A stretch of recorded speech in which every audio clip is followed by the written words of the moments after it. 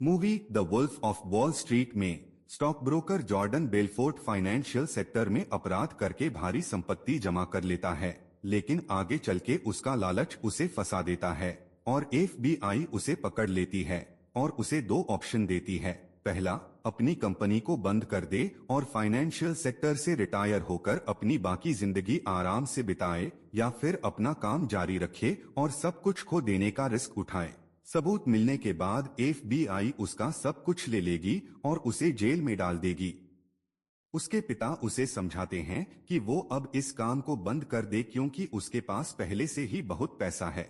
इतने पैसे से वो अपनी जिंदगी बड़े आराम से गुजार सकता है, लेकिन बेलफोर्ट नहीं मानता है और अधिक पैसा कमाने के लिए अपना काम जारी रखता है। यही गलती आगे चलकर उसकी मौत का भी कारण बनती है। जब बेलफोर्ट ने अपना काम न बंद करने का फैसला लिया तो उसके दिमाग में वास्तव में क्या चल रहा था, कैसे उसकी जीवन की यात्रा और उसके अनुभवों ने उसे इतना अधिक लालची बना दिया था कि वो अपने परिवार और अपनी जिंदगी से ऊपर अधिक पैसा और संपत्ति कमाने की इच्छा को रखने के लिए तैयार हो गया।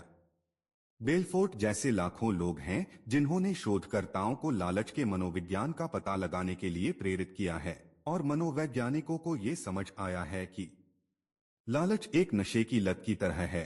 लालची इंसान भी एक एडिक्ट की तरह होता है, और जो बात हर एडिक्शन को जोड़ती है वह यह है कि नशे की इच्छा कभी पूरी नहीं होती है। थोड़े और की इच्छा लगातार बनी रहती है। जैसे जैसे नशा करने वालों को नशे की लत लगती जाती है, उन्हें और अधिक नशे की जरूरत होती है। जैसे किसी शराबी को जो संतुष्टि पहले 2 पेग में हो जाती थी, कुछ समय बाद वो संतुष्टि 4 पेग के बाद मिलती है। फिर कुछ और समय बाद वही संतुष्टि 6 पेग में मिलती है।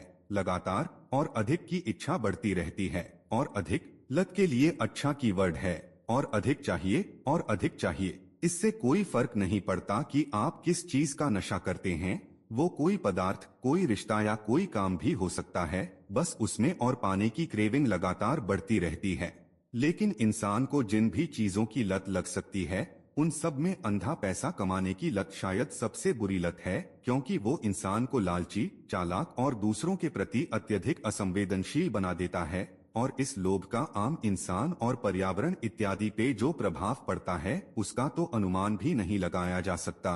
किसी मल्टी मिलियनेयर या बिलियनेयर से अगर आप पूछें तो आपको पता चलेगा कि उनकी मेगा फॉर्च्यून खोज का वास्तव में कोई अंत बिंदु नहीं है। वे उस निश्चित करोड़वे या अरबवे नंबर का अंक नहीं बता पाएंगे जो अंततः उनको संतुष्ट कर देगा। वो इसलिए वो नंबर नहीं बता पाएंगे क्योंकि जिस माध्यम से उन्होंने अपनी धन संपत्ति जमा करी है, वही माध्यम अब उनका नशा बन गया है। वो लोग भी उसी नशे की लत में फंस गए हैं जिसका कोई अंत नहीं है, बस और चाहिए और चाहिए और चाहिए। हम किसी शराबी या किसी ड्रग एडिक्ट को बड़ी नीची दृष्टि से देखते हैं, लेकिन हम किसी अरबपति, उद्योगपति या किसी CEO को उसी नजर से नहीं देखते हैं। हमारे लिए वे किसी तरह सम्मानजनक और प्रशंसनीय बन जाते हैं, लेकिन मूलतः वे दोनों एक ही मानसिक स्थिति से गुजर रहे होते हैं। नैतिक स्तर पर उनकी गतिविधियों के बारे में सबसे बुरी बात यह है कि उनकी स्वार्थी, अहंकार प्रेरित उपलब्धियां अक्सर समाज और पृथ्वी को काफी नुकसान पहुंचाती हैं। हमेशा नहीं, लेकिन आम तौर पर जिन्हें लालच के आदी कहा जा सकता है, वे पेशे से निवेशक, इंडस्ट्रियलिस्ट, सट्टेबाज, ऋणदाता, CEO होते हैं। और अक्सर उनकी सफलताएं समाज के लिए बहुत कम या कुछ भी योगदान नहीं देती हैं, बल्कि उनका काम चालाकी से दूसरों की जेब से पैसा निकालकर अपनी जेबों में भरने का होता है। और सिर्फ उन अमीर लोगों की ही बात क्यों की जाए, क्या हम खुद भी इस सवाल का जवाब दे सकते हैं कि खुश रहने के लिए हमें कितना पैसा चाहिए? वो आखिरी नंबर क्या है? कितने लाख, करोड़, अरब, खरब वो आखिरी नंबर होगा जिसके बाद आप खुद भी कह पाएंगे कि बस अब इससे ज्यादा पैसे की आवश्यकता नहीं है? ये एक बहुत गंभीर सवाल है और हर किसी को इसके बारे में सोचना चाहिए। Industrial revolution, global market, advertisement और बिजनेसेस ने इस सिचुएशन को और भी ज्यादा खराब कर दिया है। आप हो सकता है कि अपनी इंटेलिजेंस और समझ से एक नंबर दे भी दें, पर वो नंबर आपको मार्केट में अवेलेबल चीजों के आगे हमेशा छोटा ही लगेगा। आज बाजार में इतना कुछ अवेलेबल है कि कोई भी नंबर उसको पूरा नहीं पढ़ सकता है।